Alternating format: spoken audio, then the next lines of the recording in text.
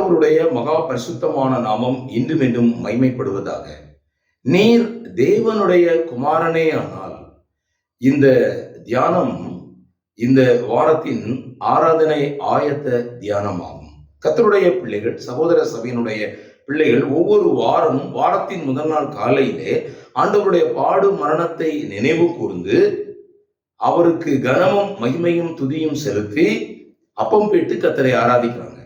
அப்பொழுதெல்லாம் கர்த்தருடைய வார்த்தை மேலிடுகிறது. இயேசு கிறிஸ்து தேவனுடைய குமாரன் என்று நினைவு கூறப்படுகிறது. இன்றைக்கு காலையில் நீர் தேவனுடைய குமாரனே ஆனால் என்ற வார்த்தையை நாம் சிந்திக்கலாம். இயேசு கிறிஸ்து பூமியில் இருந்த பொழுது அவருடைய பாடு மரணத்தின் சந்தர்ப்பங்களில் அநேக கேள்விகள் அவரிடத்தில் கேட்கப்பட்டது. வேதம் தெளிவாக கூறுகிறது. சத்தியமாவது என்ன என்று பிலாத்து கேட்கிறான். அதே போல அநேக கேள்விகள் அவரிடத்தில் கேட்டார்கள். அதில் ஒன்றுதான், நீர் தேவனுடைய குமாரனே ஆனால்.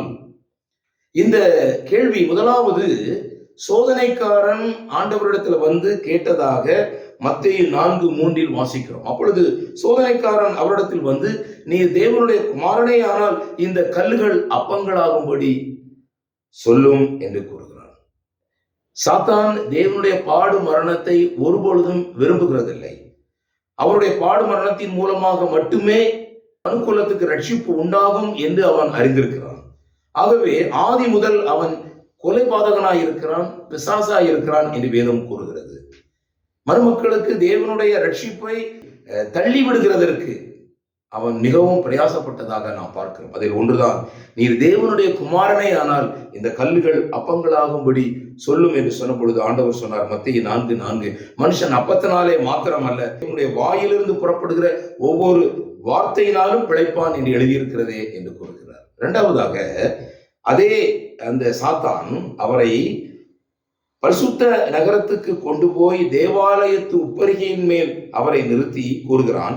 மத்தேயு 4:6, நீர் தேவனுடைய குமாரனே ஆனால் தாழ குதியும், ஏனெனில் உம்முடைய தூதர்களுக்கு உம்மை குறித்து கட்டளையிடுவார், உமது பாதம் கல்லில் இடராதபடிக்கு அவர்கள் உம்மை கைகளில் ஏந்தி கொண்டு போவார்கள் என்பதாய் எழுதியிருக்கிறதே என்று சொன்னான்.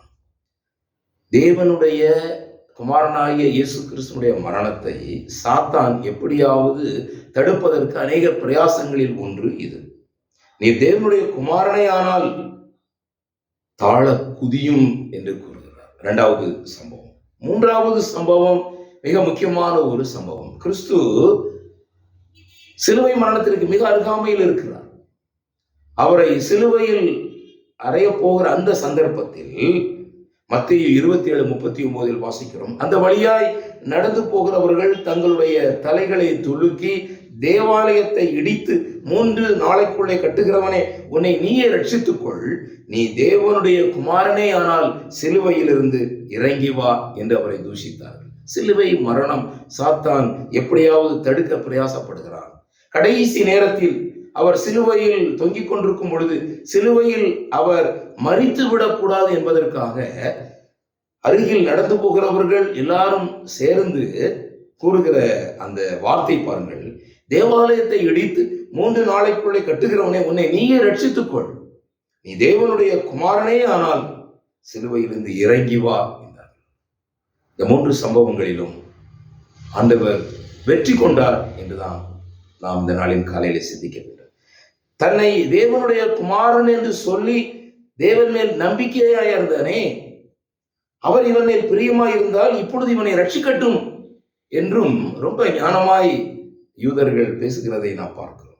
மாத்திரமல்ல, யூதர்கள் சொல்றாங்க, யூதர்கள் அவனுக்கு பிரதியுத்தரமாக, எங்களுக்கு ஒரு நியாயப்பிரமாணம் உண்டு, இவன் தன்னை தேவனுடைய குமாரன் என்று சொன்னபடியால் அந்த நியாயப்பிரமாணத்தின்படிதான் இவன் சாக வேண்டும். இது இன்னொரு விதமான ஒரு தந்திரம். ஏனென்றால் இவர் பாவிகளுக்காக மரிக்கவில்லை, இவர் நியாயப்பிரமாணத்தின்படி மரித்தார் என்று சொன்னால் வேலை முடிந்தது. இவர் தவறு செய்தார், ஆகவே இவர் மரித்தார். ஆனால் ஒரு பாவமும் அறியாத கர்த்தராகிய இயேசு கிறிஸ்து இன்ன விதமான மரணத்தினாலே அவர் மரணம் அடைய வேண்டும் என்று எழுதியிருக்கிறது. எந்த மரணம்? அவர் உயர்த்தப்பட வேண்டும். தேவனுடைய குமாரனாகிய கிறிஸ்து உயர்த்தப்பட வேண்டும். சர்ப்பமானது மோசையினால் வனாந்திரத்திலே உயர்த்தப்பட்டது போல தேவகுமாரனும் மனுஷகுமாரனாகிய கர்த்தராகிய இயேசு கிறிஸ்து உயர்த்தப்பட வேண்டும்.